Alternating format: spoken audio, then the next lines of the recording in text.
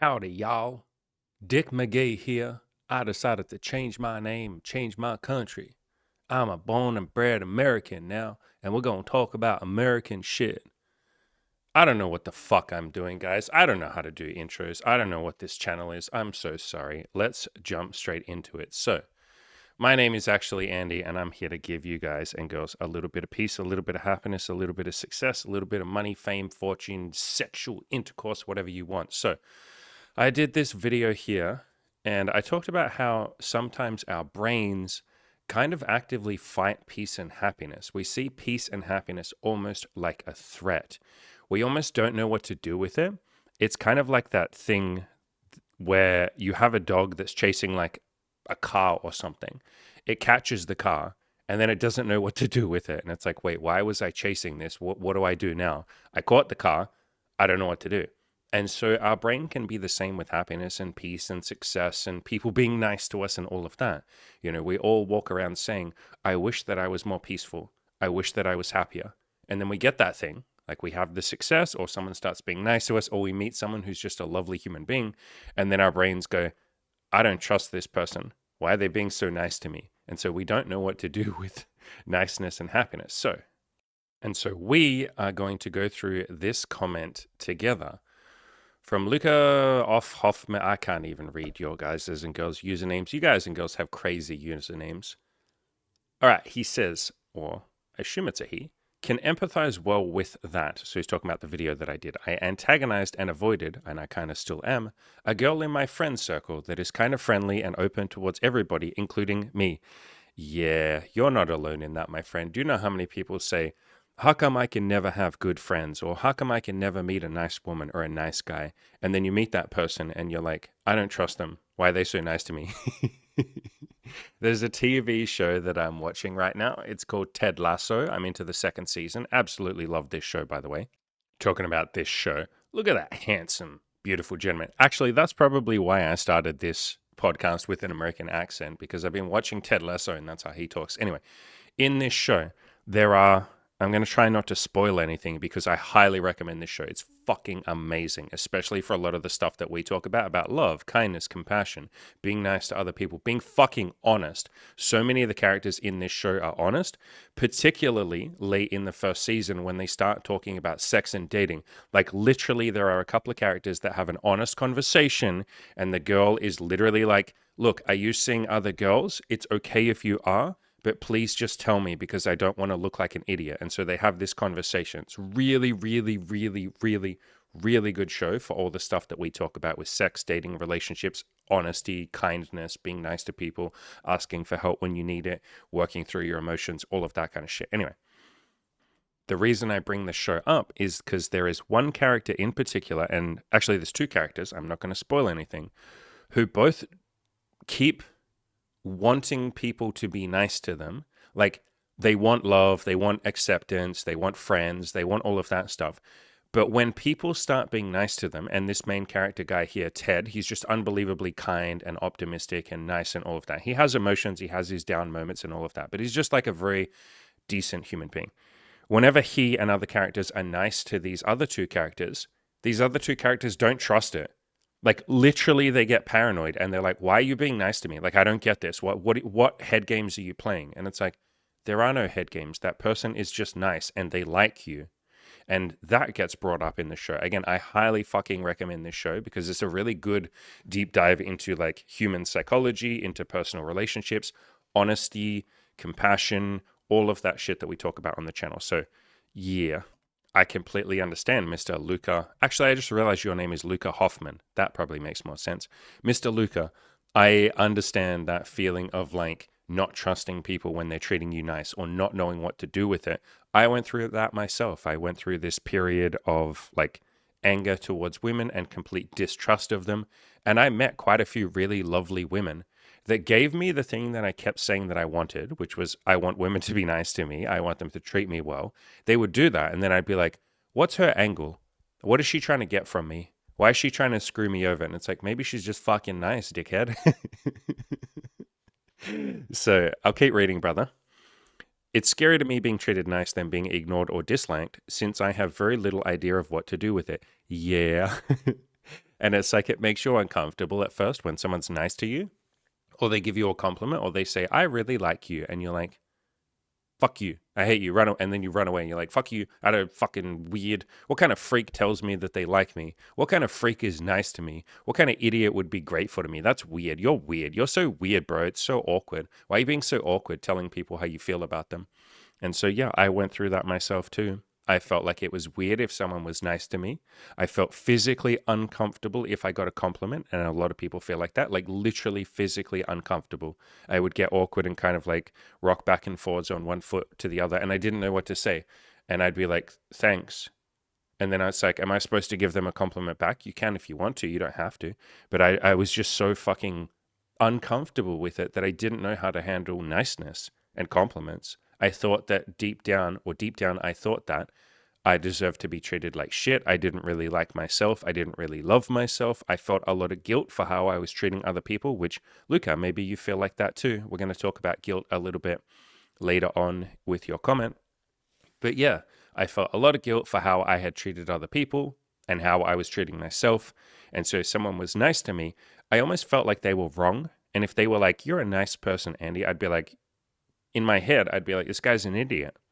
Or this girl's a fucking retard. I'm not nice. I'm not a good person. Why are they saying that about me? I felt physically uncomfortable with compliments. So a big part of how we can work through this is by being kind to other people, by being nice to ourselves and working on our self-improvement, building up our self-esteem, writing a list of 50 things about ourselves that are likable. So we start to get some evidence and go, oh, maybe I am an okay person. And then eventually you start saying, maybe I'm a decent person.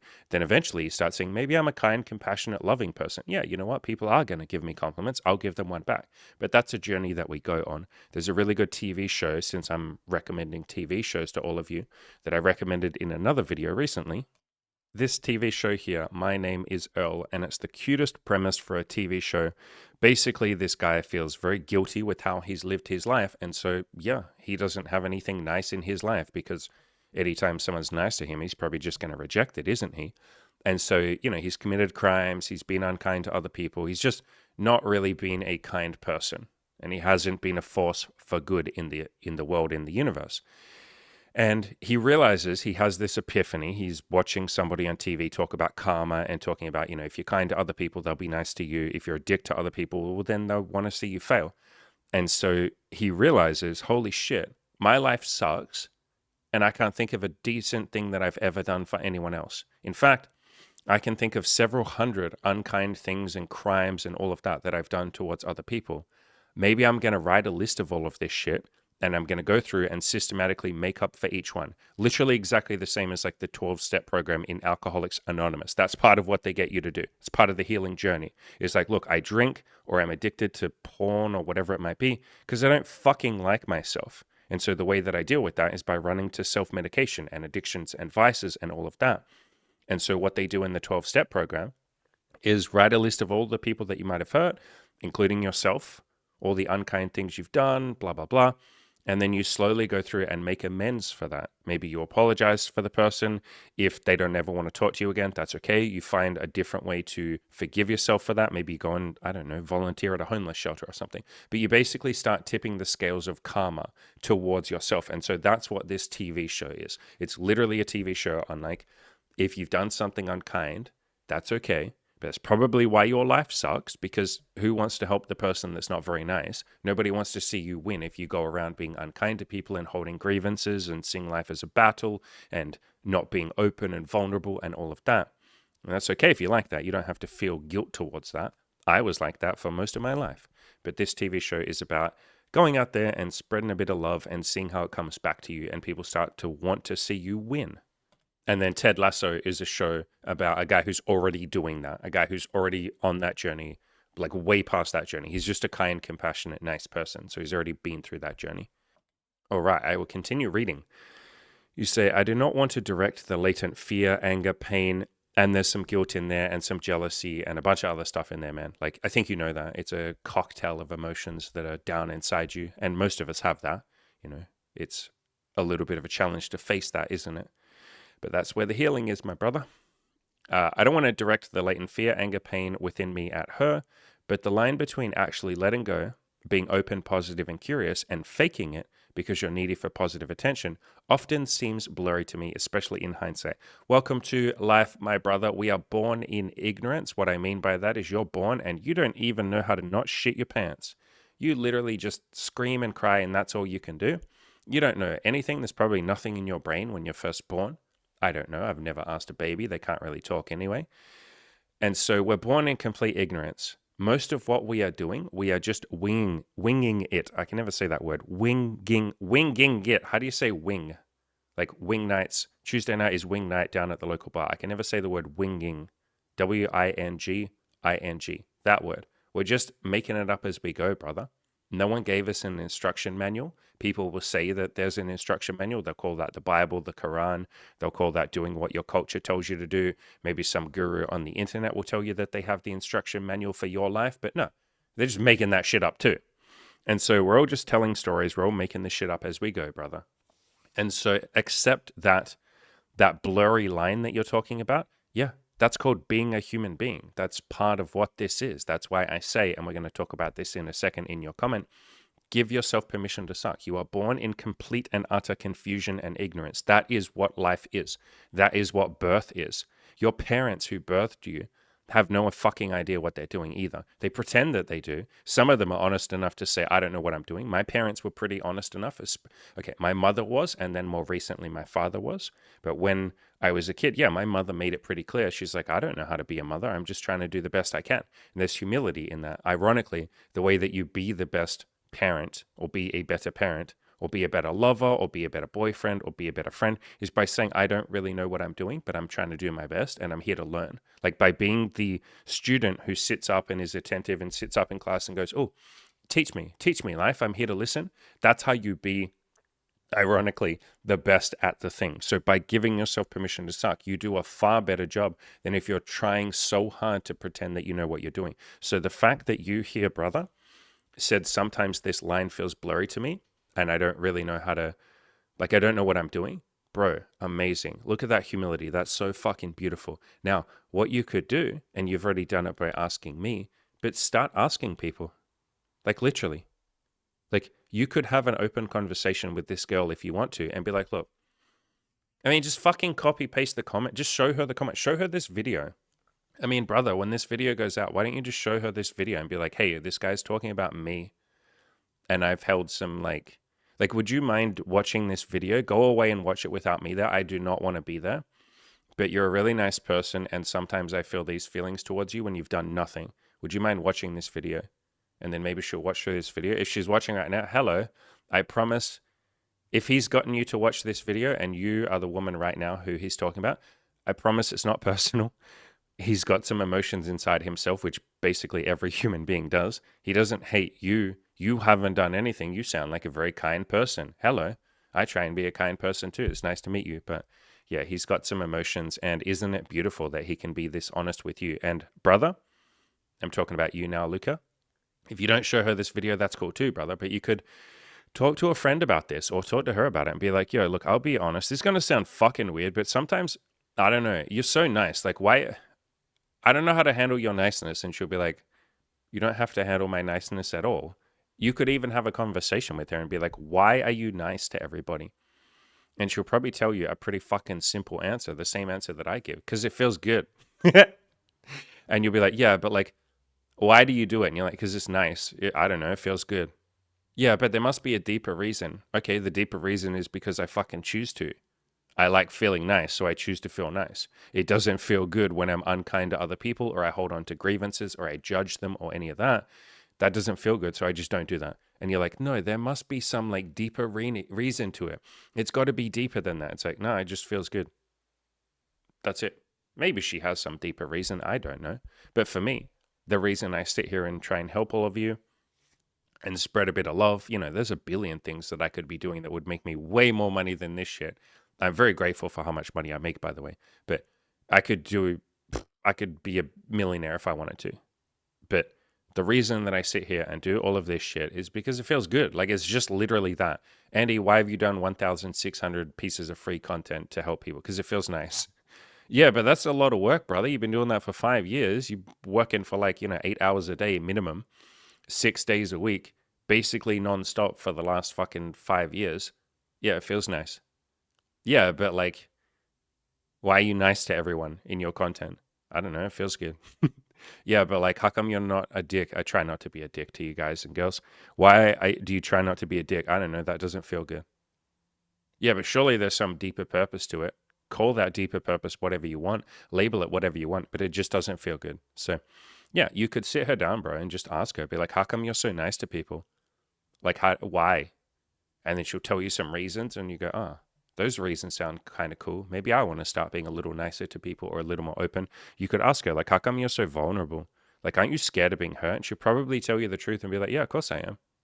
I'm a human being just like you. And then you'll realize there isn't much difference between you or her.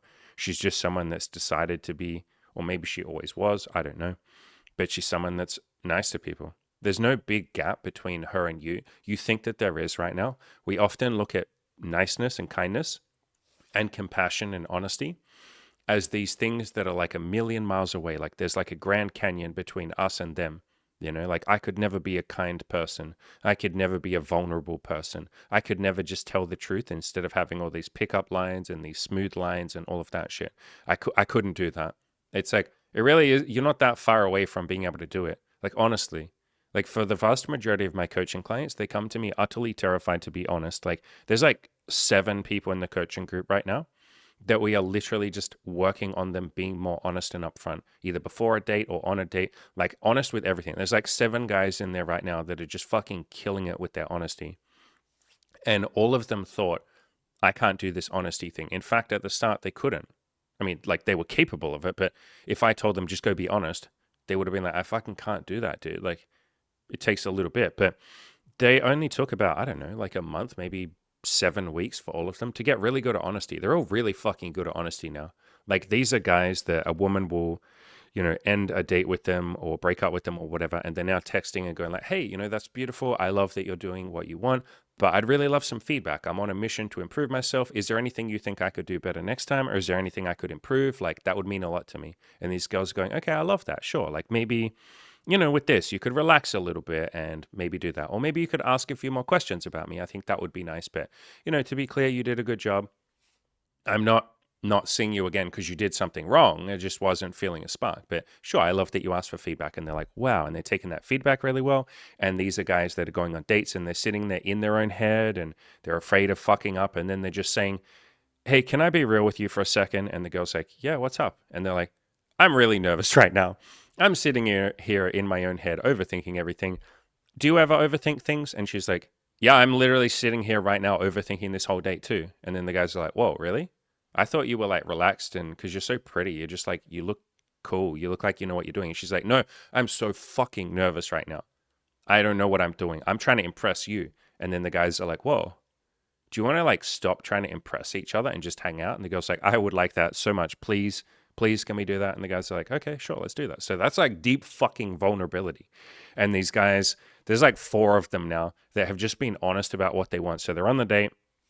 They have that moment where they really like the girl. They really want to kiss her. So they're just going, I really want to kiss you right now. Can I kiss you? And some of the girls are saying, maybe not right now, or maybe on the next date. Some of the girls are going, yes, please. And then they make out. They have a great time. Do you want to come back to my place? I thought you'd never ask. I would love that. And they're just doing that. So yeah, these guys are really embracing honesty. But the point that I'm making here is that honesty and kindness and being nice to people and all of that, you often think it's like a million miles away, that you're never going to be capable of it. And it's like, no, bro, if you actually tried, and it takes a bit of practice, and I'm not saying you're not trying, by the way, but I'm saying if you make it your mission to be nice to people, to be a bit more open, to be a bit more honest, to be a bit more curious. I love that you used that word too.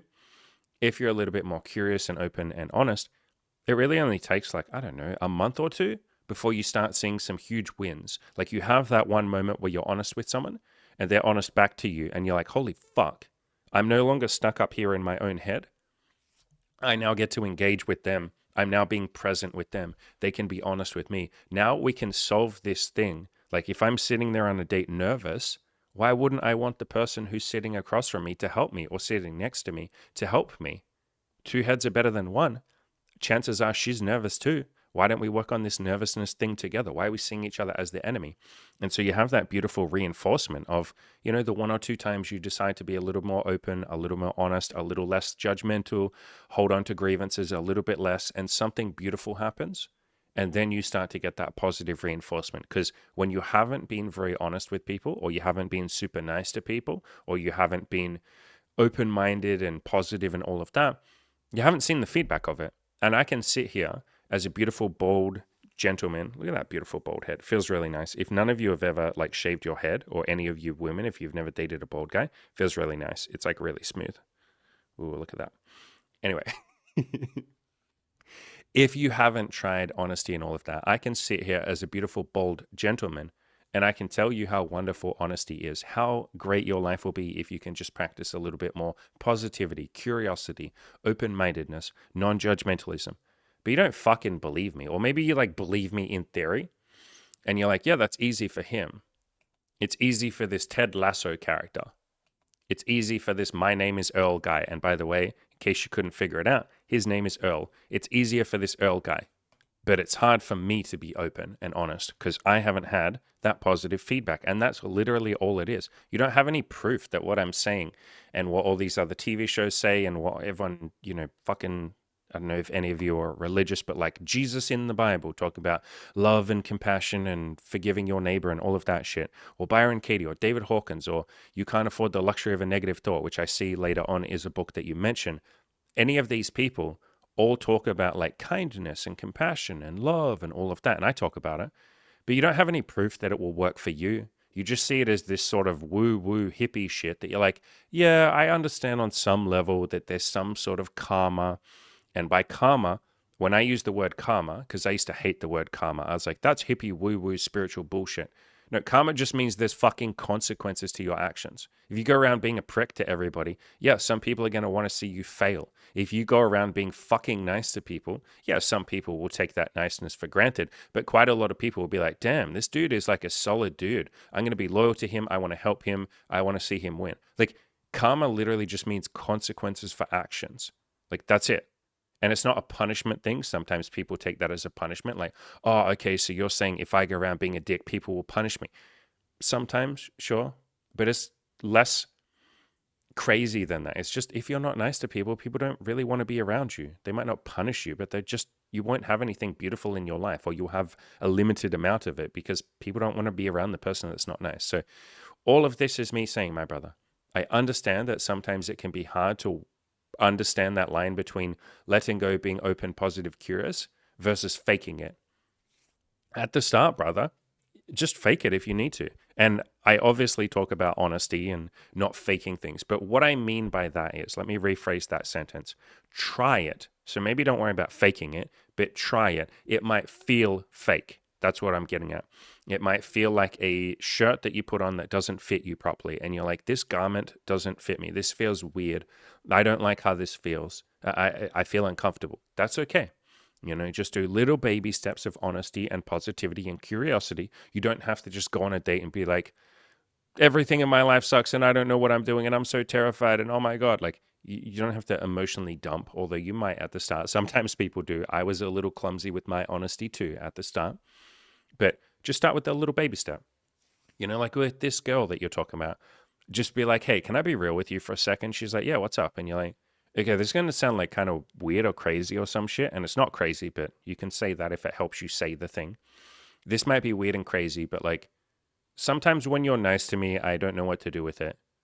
I don't know how to react when you're nice to me. I guess a lot of people have not necessarily been nice to me in my life, and I don't really know how to do it. By the way, that is a talking point that comes up in this TV show, Ted Lasso, with one of the characters. If you can't get the message by now, I really recommend this fucking TV show. Really, really, really. Hey, listen, this is how much I love this TV show. It's on Apple TV. You can literally get a 7-day free trial. I assume you have this in America. We have this in Australia. You can get a 7-day free trial, pay nothing, binge watch all 3 seasons, and then just cancel your subscription. You watched it for free. It is that good. But yeah, it's a TV show about this, about some of the characters don't really know what to do with that niceness. They're just uncomfortable with it. And so they start literally telling that to other people. They're like, I guess I'm just not used to people being nice to me. I don't know what to do with it. It's weird. I'm used to there being walls between me and other people. I'm used to my own arrogance or my own mask that I put up or whatever it is, my coping mechanism. I don't know what to do about it. So you could just talk to this girl about that. Just be like, I've had a lot of people that weren't kind to me and I don't really know what to do with it. Like, why are you nice to me? You can even come at it from that paranoid point of view if you want to. You don't have to be paranoid, but say, sometimes I get paranoid. I don't know why you're being nice to me. And she'll be like, I don't know, because it feels good. Like, again, this literally is a talking point on Ted Lasso, that TV show. So, yeah, brother, start breaking down those walls in tiny little baby steps. Or if you want to, talk to one of your other friends and be like, hey, how come this girl's nice to everyone? And they'll probably be like, I don't know, bro. She just seems like a nice person. You'll be like, oh, okay. Do you ever feel uncomfortable when she's nice to you? And maybe they fucking feel the same. And they'll be like, yeah, honestly, dude, it sounds weird, but once or twice I have felt a little bit weird, like I don't deserve her niceness. Yeah, I felt like that. Or have a general conversation. It doesn't even have to be about her, dude, because I think you already know it has nothing to do with her. She's just a person. But have a conversation with some of your people, some of your friends, and be like, have you ever had someone be really nice to you, like maybe in a relationship or a friend or just, I don't know, something like someone at work, but you almost like don't trust it? Like you're waiting for the penny to drop, so to speak. Like you're waiting for them to screw you over or for the truth to come out or something like that. Do you ever get a bit cynical or like distrusting around people who are too nice? Like you think maybe they're dumb or something. Have you ever felt like that? And your friend, because he's a human being, will probably be like, yeah, man, I felt like that towards someone. Yeah, for sure. So that's what I mean when I say start taking those little tiny baby steps with being open, positive, and curious. Just one little conversation here and there. And then you see that that conversation goes pretty well. The honesty and the openness is received pretty positively. And by the way, I will make this fucking clear. Not every single person on the entire planet is going to receive your honesty positively. That seems like an obvious statement, but sometimes we will go out there and bless our little hearts, bless our little cotton socks. We will try some of the things that I talked about. We'll try that openness, that honesty. And then one person will have a maybe not so great reaction, a negative reaction. And then we'll freak out and we'll go, I tried this honesty shit, Andy. It doesn't work. I got hurt. And you're like, oh, bless your little heart. I never promised you it wouldn't hurt once or twice. But yeah, that's just sort of a subtle caveat there. I promise you, most people, especially if you live in a Western country or a modern day country, most people value honesty. Most people fucking hate lies, even though most people lie, like we all sort of lie. But I promise you, most people will love your honesty. They will love your openness. Most people, not everyone, but most people. All right, let's keep reading. I'm going to move myself up the top here. Hello, everybody. I'm up the top now. He says, negative thinking is not just addictive because of the emotional rush it brings, but it can become an entire lifestyle. Yeah, my brother, look at you. Very fucking intelligent and observant, realizing that. Hell yeah. And you might also say it can become an entire label. Like you literally start being the person that's grumpy. Like you're the bitch boss, you know, the badass bitch boss, the feminist boss, or you're the guy who's a bit of a dick and he's just like that dick person. Like you literally become that person and people start talking about you behind your back and saying it and you hear them say like, oh, the boss is a dick or that guy's kind of an asshole. And you go one of two ways there. You either get really angry about it, which is just reinforces it because now you're at war with everyone and you're going, how could they fucking say this about me? And then you start getting angry and getting revenge and, you know, sabotaging them and all of that, which just makes you even or makes them think you're even more of a dick, doesn't it? So you reinforce it. Or you go down the other pathway where you almost get some pride out of it. It just becomes who you are. You're like, yeah, I'm a dick because that's how I get what I want. And if I wasn't a megalomaniac dick, then that's not my word. I'm not saying you're a megalomaniac dick, any of you, but like other people say that about you and then you start saying it about yourself. And you say, if I'm not a megalomaniac and a narcissist and a dick, like if I don't put myself first, no one else will, which is like sort of half true, but you're taking it to the extreme. Like, yes, every person on this planet, unless you become fucking enlightened or a Buddhist monk or a humanitarian or something. So let's say most human beings on this planet are focused on themselves above everyone else. Like, sure, that's a true statement. But you then take it to the extreme and you go, so therefore, I should be obsessed with myself and fuck everyone else over and just be even more of an asshole. And it becomes this big label where you're like, I got to protect myself. I'm never going to let anyone in. I'm never going to be kind to anyone else. I'm never going to lift anyone else up, or at least I'm going to only do it in little controlled bursts where it's safe and I have somewhat of a little bit of the illusion of control over the outcome. Like I think I can control. And so I'll never be so vulnerable that I let go and don't know what's going to happen, because that's scary. That is scary for most of us. So I'm going to control how nice I am to other people. I'll dish it out in little bursts from time to time. I'll be honest and vulnerable when I think it's safe. And I can almost guarantee, there's no guarantees, but I can almost guarantee that it will work out okay for me. But other than that, fuck no. And then you start wrapping yourself up in, you called it a lifestyle. I'd say it's a lifestyle, and it can become a label, brother. It can go even further than just a lifestyle. You can become the person who's closed off. You become that person, and people can go their whole life wrapped up in that label. So you're going to say a lifestyle where every thought you have is related to some grievance, conflict, or problem you have or others might be hiding from you. Yeah, my brother, do you know what's beautiful? You mentioned the word grievance. Actually, I tell you what, I will read out the rest of your paragraph and then I'll talk about this. So you go on to say you can become so used to it, as in holding on to grievances, conflicts, and problems with others, and paranoia. You even talk about, okay, you go on to talk about it. Good, my brother. You're very self-aware. You said you become so used to it that it becomes paranoia. Yep. Yeah.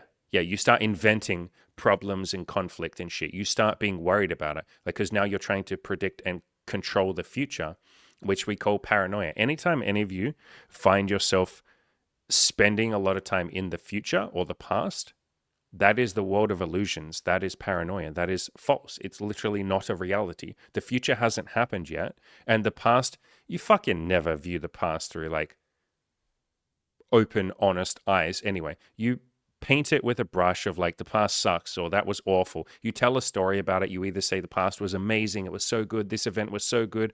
That's not true. That's your opinion. Or you say the past sucks and it was awful and I can't believe that happened. That's not true. That's just your fucking opinion. So we're not very good at being rational and just neutral and telling the truth of the past. And the future hasn't even happened yet. So that's literally just a delusion. And so I say this all the time. The past and the future can be a fun place to visit. Like it can be a fun trip to go to the future and be like, wow, I'm so excited about this goal. Wouldn't it be cool if that happened? Sure, great. Take a little vacation or a holiday to the future or the past, but you don't want to live there. And some people spend their whole life there. And you're right, you can become so used to this grievance holding, like you're almost racking up your list of grievances. You're like grabbing a bunch of them and hoarding them. Conflict. Yeah, you start to get like, let me grab the popcorn. Let me watch shows like, I don't know, who can I think of? Do any of you know that show, the guy on YouTube? This guy, his name is Keemstar. I have only ever watched a couple of, like one or two, and I'm just like, okay, I think this might not be for me.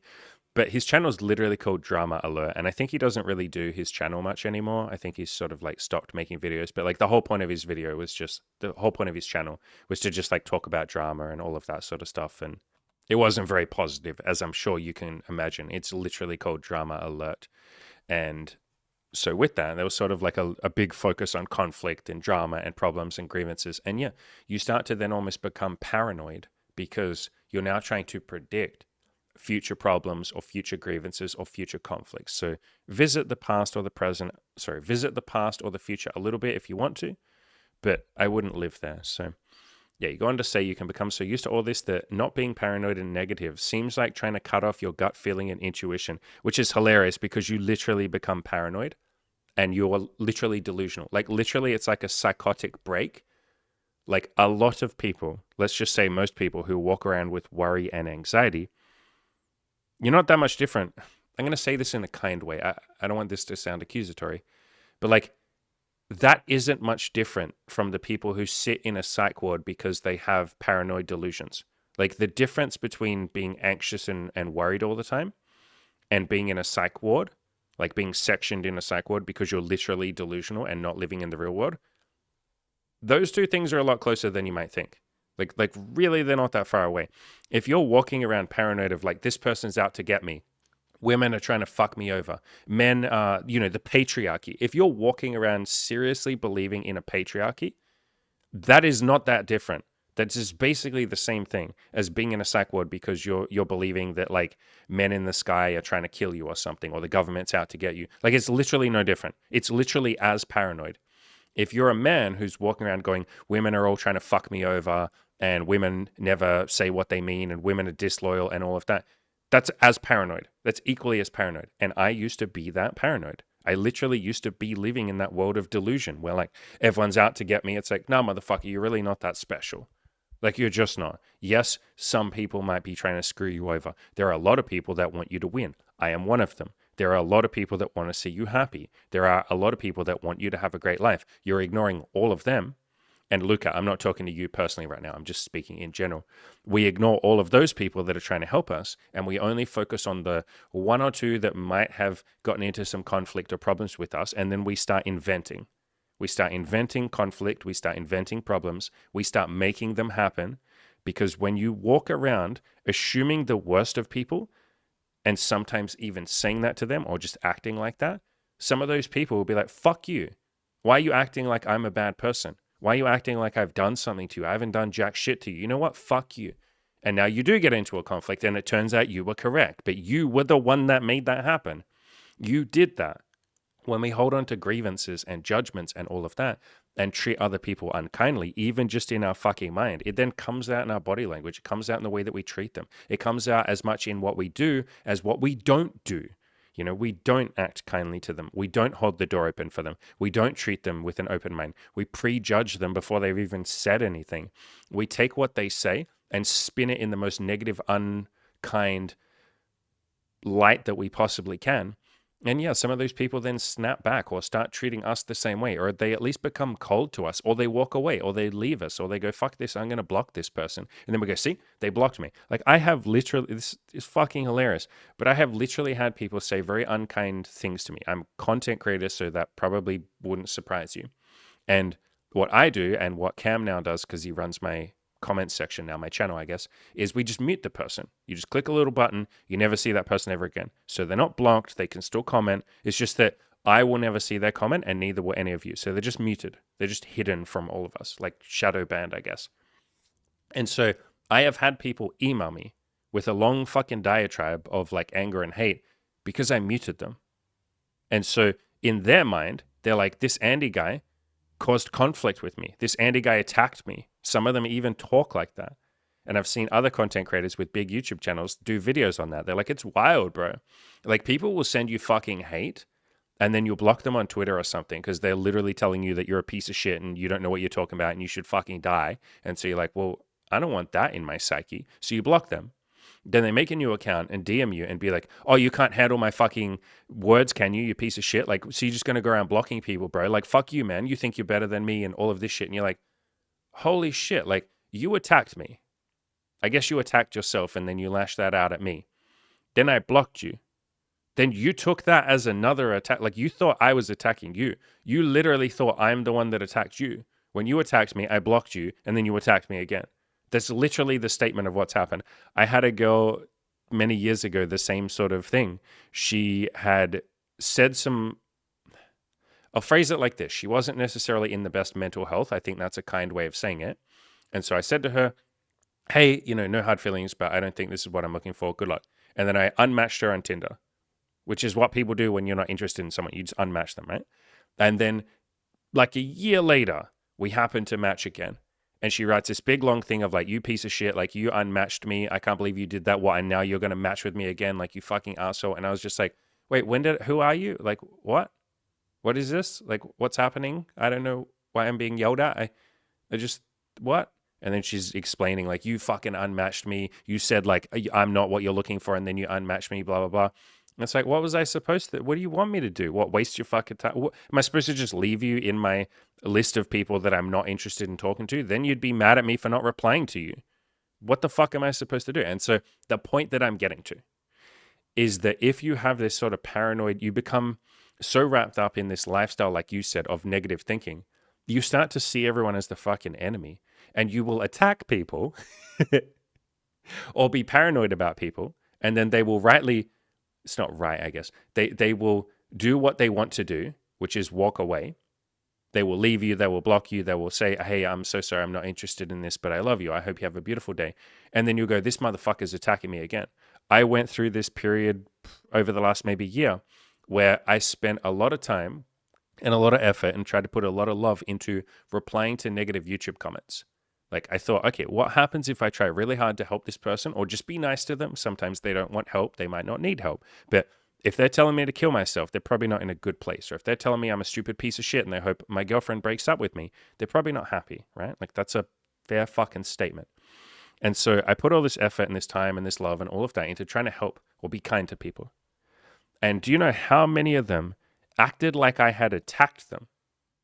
Like literally acted like I had gotten into a fight with them when I was trying to say something nice to them and trying to help them. And it was pretty clear to other people. Some of you even you would reply to that comment thread and be like, bro, Andy's trying to be nice to you right now, bro. Like, is everything okay? I'm here too. I'll help. And then that person would attack that person and be like, fuck you and your little piece of shit group. I don't need you. I don't need Andy. Fuck you. How dare you say this to me? How dare you ask if I would like something from you? How dare you ask if I want some help? How dare you care about me? Like, you get into this fucking delusional paranoia that's really, to be clear, not any different from being in a psych ward because you're paranoid. And don't take that as a personal attack, anyone, but like, how is it any different? You're living in a world of make-believe. You're believing that everyone is out to get you when you're factually wrong sometimes. Like you will be factually wrong. If you go around paranoid that everybody is out to get you, or that women hate you, or that there's a fucking patriarchy and there's all these men sitting in boardrooms trying to fuck all the women over.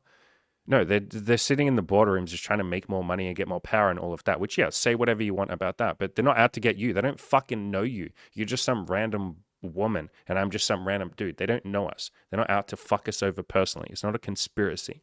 But when we live in that world, how is that any different from being in a psych ward because you can't tell the difference between reality and truth? Reality and falsehood. Like that's how deep our paranoia can go. If we start to build this identity or this addiction or this lifestyle, as you call it here, Luca, if we have this lifestyle of negative thinking, yeah, we're literally living in a world of delusion. Like straight up, we're living in hypothetical. We're like, but what if somebody does fuck me over? That's delusion. You're now literally thinking of a delusion. It's not reality yet. It hasn't happened. It is a make-believe thing. It might come true. Sure. And yes, sometimes to try and make ourselves feel better and feel safer, we make plans for the future. I still do that too sometimes. I'm working on letting go of that because that is delusion. It might happen, it might not.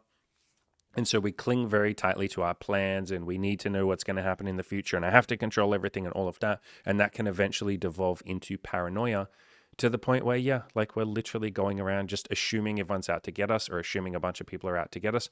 And by that point, yeah, you've just become a negative person and people don't want to be around you. And kind people definitely don't want to be around you. They have love for you, but they don't want to be around you. If someone is unkind to me in the YouTube comment section, they're getting muted. Like, why would I want that person in my life? I love them. If they ever asked me for it, I would give them a big hug. I'd tell them it's okay. I'd be like, hey, I was negative too. I get it. This Luca gentleman, look how fucking courageous this guy is, by the way. This Luca guy, yep, he gets caught up in negativity. Lots of us do, my brother or my sister. It's okay. I get it. Like, I would have that conversation with them.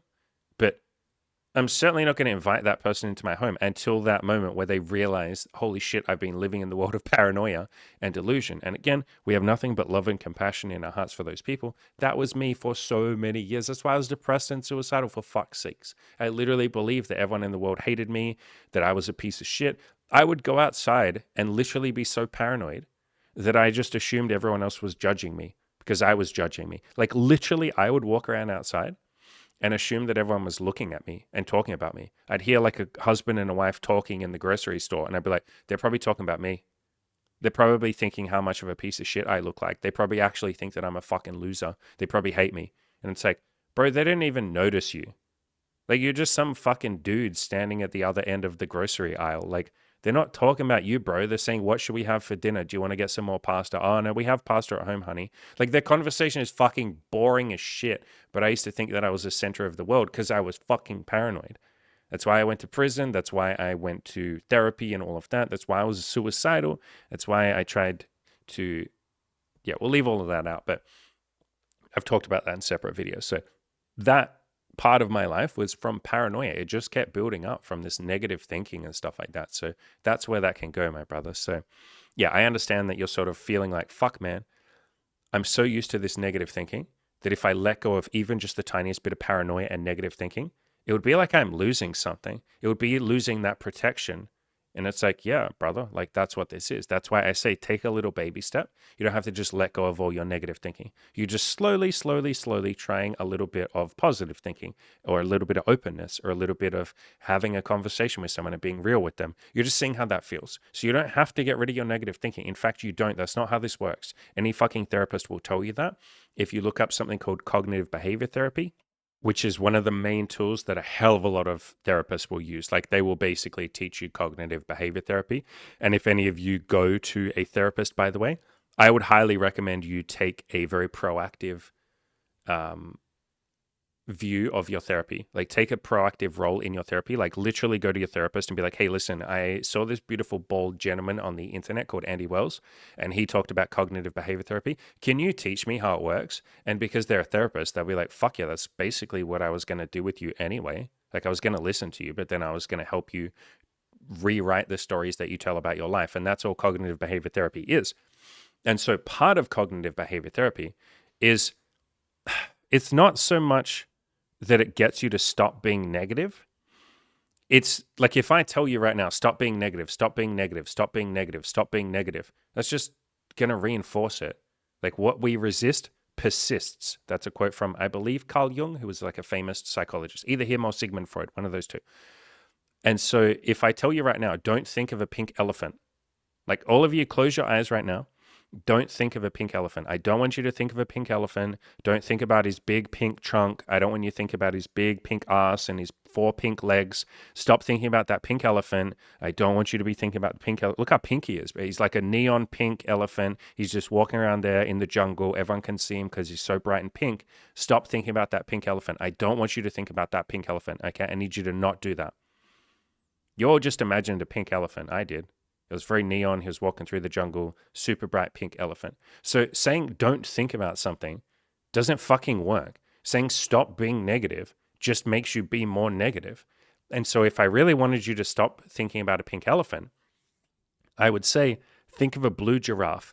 Imagine his big, long, tall blue neck. Close your eyes right now. Think about his 4 blue legs, and he's got some blue sort of like stripes on him, and he's just eating those leaves, and he's a big, giant blue giraffe. Why is he blue? I don't know. Did someone spray paint him? What the hell's going on there? He's so bright and blue. It's almost like the same blue as the sky, or maybe a little deeper than that. He's just walking around, this blue giraffe. You just thought of a blue giraffe. You probably fucking forgot about the pink elephant. You're just thinking about the blue giraffe. And so if I want you to stop being negative, or it's not even that I want you to stop being negative. We just introduce a little more positivity. That is what cognitive behavior therapy is. I'll give you a very, very, very like simplified view of what cognitive behavior therapy is. Basically, anytime you have a negative thought, or for some of your negative thoughts, you just also say a positive thought. Like that's the very fucking simplified version of cognitive behavior therapy. And so, yeah, it's not about getting rid of the paranoia. You know, you're saying here, it feels a little bit of a challenge for me. I feel like I'm cutting off my gut feeling or intuition if I let go of my negativity or my paranoia. It's like you don't have to let go of your negative thinking or your paranoia at all. You're just focusing a little bit more on the positive. And the book that I can see that you're currently reading, You Can't Afford the Luxury of a Negative Thought, it literally says that. It says, let's just focus on the positive. Like it's not about getting rid of the negative. Let's just focus on the positive. So that's all we're doing. We're just adding a little bit more positivity. And the reason why that is beautiful, good news is that means you don't have to change. You are going to change as a consequence of what you're doing, but the brain gets very stuck, especially if something like your negativity has become a lifestyle. And so it can feel at threat. If someone comes along and says, stop being negative, I need you to be more positive, the brain feels threatened. But what I say to all of you is, no, we're just going to take a little baby step with inserting a little bit more positivity into our life, one step at a time. You don't have to change anything. You don't have to stop anything. We're just also going to be a little bit more positive. Keep doing everything you're doing. Let's just add in a tiny bit of positivity on the top and see how that feels. And so it's baby steps. It's doing a little bit. But yeah, it doesn't have to be all or nothing. Our brains like to say that everything is all or nothing. Are you saying I have to get rid of all my negativity? No, calm down. We're just going to do a little bit of positivity as well. And I talk about all of this in the Play to Win video course, especially in this chapter, but in all the chapters, but especially this chapter, which is playing to win instead of playing not to lose. So playing not to lose would be like focusing on the losing. Like I gotta stop losing. I got to stop being negative. It's like, no, that's playing not to lose. We're here for a victory. We're here to win. So I'm going to focus on being a bit positive. I'm just going to insert a bit of positivity. All right, so I will keep on reading. You say focusing on what I disliked never really revealed to me what I liked. Yeah, exactly. That's you're so self-aware, bro. That's exactly what I just said. Focus on winning rather than trying not to lose. Oh, I got to stop doing the things I dislike. No, focus on the things you want to do. So many of my clients, and so many of you as well, so many of my clients will come to me and they'll be like, I want to stop doing this. I need to fix this. I want to stop doing this. And I say, okay, what do you want to do? And they'll be like, well, here's what I don't want to do. It's like, I don't care what you don't want to do. I'm here to hear what you want to do. I'm going to get you what you want. I'm not going to get you what you don't want. So why are you telling me what you don't want? Tell me what you want. It's like, here's a good analogy for you. If I go to a restaurant and I sit down, the waiter comes over and they say, hey, what would you like to eat? And I'm like, well, I don't want steak. They're going to be like, okay, cool. Like, what do you want then? Well, I don't want steak. I don't want chicken. I'm not in the mood for a salad. And they're going to be like, okay, what do you want though? Well, I don't want chips and I don't want this. And I definitely don't want that steak. And they're like, cool, I don't give a fuck what you don't want. Why are you telling me what you don't want? I can't go to the kitchen and be like, hey, can you get this guy not steak? Not something is not a thing. That sounded like a complicated sentence. So saying not steak is not an item I can give you. I can't bring out a plate of not steak. I can't bring out a plate of not chicken. You're asking me to do all the work for you and try and guess what you might want. Just tell me what you fucking want. And so I do that with my clients a lot. I'll say that exact analogy and I'll be like, bro, you don't go to a restaurant and be like, give me not steak, do you? And they go, ha, no. Okay, fine. Okay. Let me think about what I actually want. And I'm like, good. Think about it for a bit. Then they think and they're like, okay, I think this is what I want. And I'm like, great. I can give you that, but I can't give you not steak. I can't give you not chicken. I can't give you not salad. That's not a thing. It's a negative thing. It's an inversion of a thing. So you are self-aware enough to realize that, my man. Focusing on what you don't want or what you dislike doesn't tell you what you want. It doesn't tell you, yes, you've eliminated one thing that you don't like, so that can be useful, but turn towards or try and figure out what you want. So yeah, you said so far I'm 1/3 of the way through. You Can't Afford the Luxury of a Negative Thought. Really love that book. Really beautiful book. I have recommended that book a billion times. Really, really, really, really, really, really, really good book. And my starting place for if you're trying to be a little bit more positive. On top of that, I mentioned it before, but I would grab a copy of my Play to Win video course. This video course here, there's a link in the description to this. You can pay whatever you would like for that, even if it's just $1. And I literally talk about, I went from depressed and suicidal to living a life of abundance and joy. Basically, like I'm pretty happy. And the whole point of this video course is it's mapping out everything I've done in my life to get to this point. Like literally how I'm happy when I used to be suicidal and depressed and I went to prison and all of that. So yeah, I would grab that. You pay whatever you want for that, even $1. But keep reading, like you, Luca, keep reading through You Can't Afford the Luxury of a Negative Thought. And then if you haven't already, definitely grab the Play to Win video course, my brother. You'll see that it's a like reinforcement of everything I just talked about here. And if you grab the Play to Win video course, you'll see in there, I actually recommend the book. Look at this over here on the left. You Can't Afford the Luxury of a Negative Thought. I actually recommend it a few times in this video course as a really good book on removing or replacing the negative with the positive, or really you would phrase that as just being a little bit more positive. And this chapter, by the way, I forgot to mention, this chapter of the Play to Win video course is about being a bit more positive. You're seeing everything that happens in your life as potentially good, as, looking for the silver lining in it, all of that stuff. So go check that out if you haven't already. Let's keep talking. So down the very bottom, in the very last paragraph, you say, where am I fighting my own happiness and peace? Perhaps this is too general, but I rarely allow myself to suck at something or just look as if I am sucking at something and looking clueless. Yeah, and it's that sort of scared part of us that puts on the bravado and pretends it knows what it's talking about and be's like a badass bitch, or be's like an alpha male who's like never fucking ever doesn't know what he's talking about. Never awkward, never silly. I'm a fucking alpha male or an alpha female. Yeah, because we're scared, a lot of macho bravado, let's just say most macho bravado, like the over-the-top macho bravado, like a lot of South American countries have this, obviously lots of Western countries do, where you're just so, like you snap if someone ever questions your masculinity. It comes from a very big place of fear and insecurity and being so terrified of like losing dignity or people not respecting you or something bad happening. People get the same fear of rejection What if a woman rejects me? Cool, then she doesn't want to sleep with you. You just go talk to the next person. Like, why is that a bad thing? But if we haven't sort of faced up to that fear that we have, then yeah, it can control us. And we become terrified of sucking at something, which means we never try something new. We never actually take a risk. Like, if you don't let yourself suck at something, you'll never try anything new. You can't. Literally.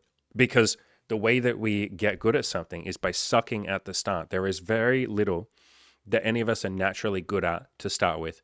You might look at some people who appear to be good, but most of the time they sucked at the start.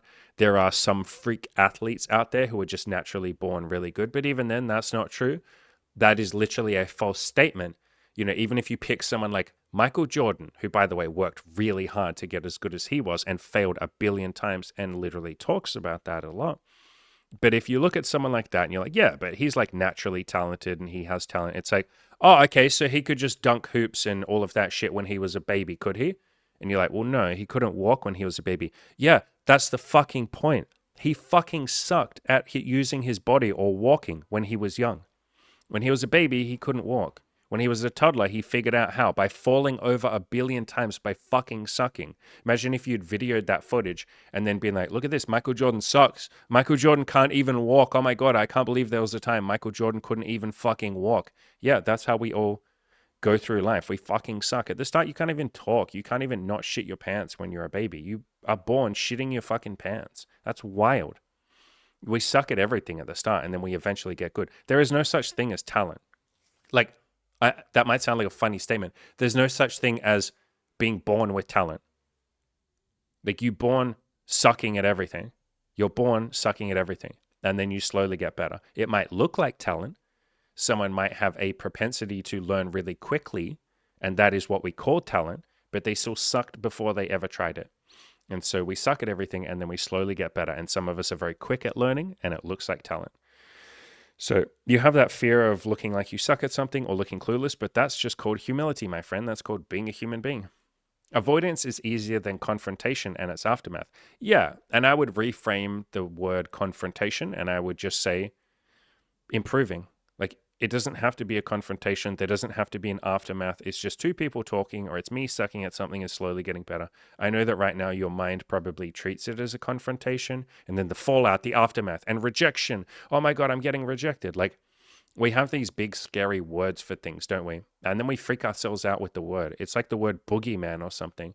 It's like you're freaking yourself out. So I would let go, slowly start letting go of some of these words. And you do that by just using a word that's a little bit more positive. You know, it's a learning lesson. You're not rejected. She just said no to your offer. Like, she didn't reject you. She rejected your offer. You said, would you like to go out with me? She said, no, thank you. It's the same as saying, would you like a glass of water? No, thank you. Or if you walk up to a woman and she doesn't even answer your question, she literally turns away from you and walks off, you can feel very rejected. She didn't reject you. She just rejected the offer to talk to you. You walked up with the expectation, almost, I guess, the neediness in a funny sort of way. I'm not calling all of you needy, but fuck it, you are all needy. I'm needy. We're all needy. We're slowly letting go of that. You walk up with the needy expectation of like, she has to accept my offer to talk to me. I need her to accept my offer to talk to me. Otherwise, I'll be personally hurt. No, she just declined that offer. She's like, no, I don't want to talk to you. I'm going to turn away and leave. Like, rejected your offer. So we're using these more positive framings of things so that we don't feel all those those strong emotions of like confrontation, aftermath, fallout, rejection, hurt, pain. Fuck, it's a lot. And so we kind of freak ourselves out with the words that we use, and that's okay. You didn't choose to use those words. Other people used those words and gave them to you, and then it just becomes a habit, you know, like confrontation, fear, aftermath, rejection, pain, suffering, all of that. You said you have the snapper mindset, where anything new has to be researched thoroughly and then attempted once under perfect conditions. And if it doesn't work, yeah, like you said, brother, and then you go, I'm never going to do that again. Like, it doesn't work exactly the way that you think it should, which most of the time we're living in the world of paranoia and just delusion and like unrealistic fucking expectations of how good we have to be at something that we've never fucking done before. And if we don't get the exact results, then we go, no, I give up. I quit. This sucks. It doesn't work. Andy's a liar. These other people are lying. You can't just walk up to women and be honest with them. Because I tried it one time and if I'm rational and reasonable about this, actually it went pretty well, but I'm going to lie to myself and say it didn't go well because she didn't sleep with me, even though she was really nice to me. And she's like, I love that. Thanks for being so honest, but I have a boyfriend. You have a beautiful day. And you're like, see, she fucking broke my heart. She rejected me. She was a bitch to me by having a boyfriend. And you're like, bro, she was really nice to you. What are you talking about? So we don't even look at events like realistically anyway. And then we say it didn't work and we never do it again. And that you're not alone in that, Luca. That's like a lot of people, brother. Like that has been me even now. Actually, maybe not as much now, but there's been lots of times recently in the last 5 years, let's say, where yeah, I will try something once. I won't get the exact results that I think I'm entitled to or that I think I deserve. You know, look at that beautiful, big fucking narcissistic ego. I'll be like, I deserve to get this. It didn't happen like that, so it doesn't work. And it's like, bro, humble yourself. You might need to try it multiple times. You already get that, Luca. You're already pretty self-aware about that. But yeah, brother, action faking, like you said. It's not action faking. Like, I know what you mean when you say that. You know, that quote does, or that phrase does come from one of my videos where I talked about a friend who talked about action faking. But yeah, it's like you're action taking, but then you're kind of just quitting. You tried it once, it didn't work. So I know what you mean, brother. But yeah, beautiful job opening up here, man. These are really great comments. You probably helped a lot of other people by being this honest and open. If you want to be crazy brave, send that girl this video. If you're feeling you want to take a big fucking leap of faith, brother, like that would be a big leap of faith. Who knows what will happen? We don't need to know what will happen. You know, your mind will probably be like, but what if shh, it's okay. Yeah, but what if she, no, shh, it's okay. Yeah, but what if she doesn't like, no, stop, it's okay. Yeah, but what if it doesn't go, no, Luca, it's okay. Who knows what's going to happen? I don't fucking know. Something beautiful might happen. Something fucking terrible might happen. She might get out a knife and stab you and be like, how fucking dare you not take my niceness? She's a very kind person, but your paranoid brain, our paranoid brains will be afraid that like maybe she's not nice. She's the nicest, kindest, sweetest little person ever. But if I'm honest with her, what if she fucking stabs me? It's like, yeah, that's realistic, isn't it? But that is the world of paranoia that we can sometimes live in. But yeah, brother, if you want to be brave, show her this video. Who fucking knows what will happen? I don't know. Some of you often ask me to predict the future for you and say, what happened? I don't fucking know.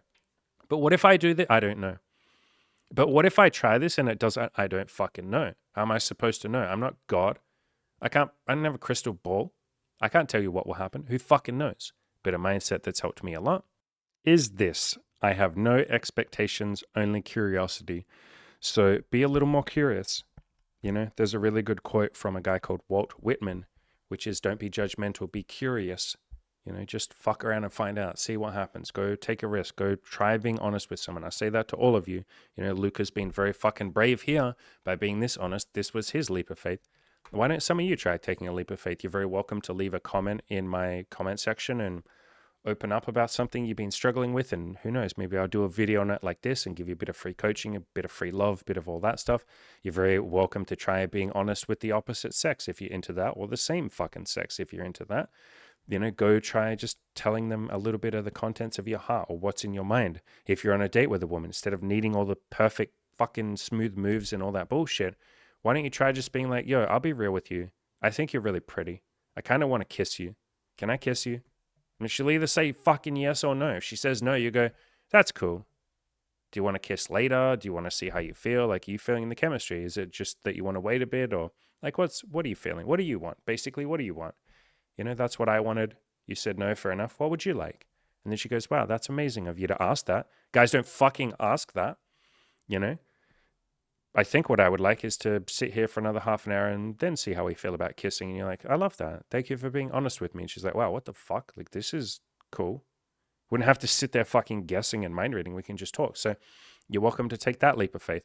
You're also very welcome to not take a leap of faith. I'm not going to tell you how to live your life, but I just know in my own life, when I have taken these beautiful little leaps of faith, even though I can be very terrified and scared to do it, beautiful things happen. Let's say 99% of the time. I will say 100% of the time, because even if it doesn't go my way and I go, shit, that person was mean to me, or they rejected me, or they hurt me, I learned something. I get to practice a bit of my stoicism. I become a more open-minded, resilient, stoic, fucking persevering human being, and beautiful things happen. So there is never anything bad that happens to me. My brain wants to say that it's bad. lots of things my brain wants to say is bad. I talk about that in the Play to Win video course. But yeah, I promise you beautiful things happen if you can be open-minded enough to say, how could this benefit me? Where is the silver lining? How could this be a beautiful thing? If you want more help with this, about any of this stuff, about talking to women, about getting, more sex in your life or giving more sex to those women as well, because you're doing an act of service. If you have a lot of sex, a lot of people talk about getting sex, you're giving sex too. It's almost like an act of charity. If you want to go out there and spread that beautiful heart and that beautiful penis of yours or that vagina with other people, I would love to coach you on that and help you with that. You want to have a bit more money, I would love to help you with that. Whatever goals you're working on, I would love to help you with that. Like I said, we got a bunch of people in the coaching program literally right now learning how to be more honest and open and vulnerable and real with the women that they're dating or having sex with. And so if that appeals to you, now is a beautiful, perfect time to join. We have payment plans and all of that, so money doesn't have to be an issue. Even if your budget's a little bit tight, I'd be very happy to sit down on a call with you, talk about any of that, help you solve that problem. I will not force you. I will not use any sales techniques, bullshit, any of that stuff. We just have a casual chat, see how you feel, see what you want. Link in the description to that. The Play to Win video course is in the description as well. As always, you absolutely beautiful, lovely, wonderful human beings. I am so fucking grateful that I get to sit here and talk to all of you. Luca, you absolute legend. Thank you for this comment. Really good shit, my brother. Really good comment. And if you ended up giving it to the girl that you're talking about and she's still watching at this point by some fucking beautiful divine miracle, hello. Thanks for being a nice person. I really appreciate you being kind to Luca and all of the other friends. I really appreciate you being nice to, I'm assuming, lots of people. Sounds like you're just a kind, compassionate, loving person. Thank you. Luca seems like a very genuine, very loving person who's just got a lot of hurt and some paranoia maybe and some pain and emotions and all of that. And I can see how much he wants to open up. And I think that's a beautiful thing. He seems like a very beautiful person. I can see why you're very kind to him. Thank you for being very kind to my friend Luca.